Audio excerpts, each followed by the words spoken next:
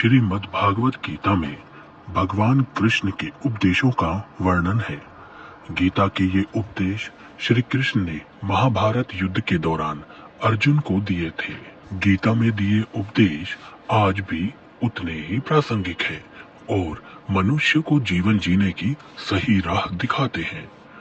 गीता की बातों को जीवन में अपनाने से व्यक्ति को जीवन में खूब तरक्की मिलती है। गीता एकमात्र ऐसा ग्रंथ है जो मानव को जीने का ढंग सिखाता है। गीता जीवन में धर्म, कर्म और प्रेम का पाठ पढ़ाती है।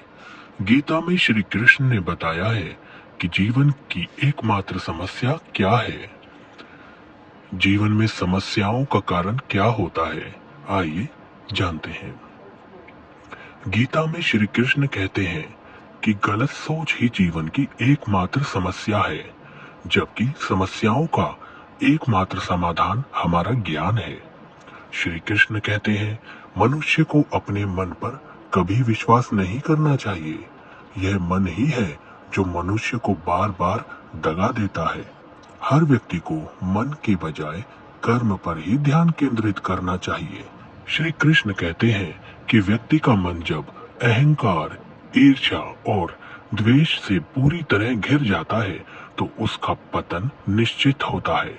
यह सारी वृत्तियां दीमक की तरह होती है जो उस इंसान को अंदर से पूरी तरह से खोखला कर देती है। गीता में श्री कृष्ण कहते हैं कि प्रेम ही जीवन का आधार है। जिस व्यक्ति के जीवन में प्रेम है, सिर्फ उसी के जीवन में शांति है, क्योंकि शांति प्रेम में ही निहित है। अगर जीवन में प्रेम नहीं है तो बहुत कुछ पा लेने के बावजूद जीवन में संतुष्टि नहीं मिलेगी। गीता में कहा गया है कि इंद्रियों से परे बुद्धि, बुद्धि से परे मन और मन से श्रेष्ठ चेतना यानी आत्मा है। बिना आत्मा के कोई कर्म नहीं हो सकता। शिक्षा ऐसी होनी चाहिए जो चरित्र का निर्माण करे, क्योंकि अच्छे चरित्र के बिना अच्छा जीवन नहीं जिया जा सकता।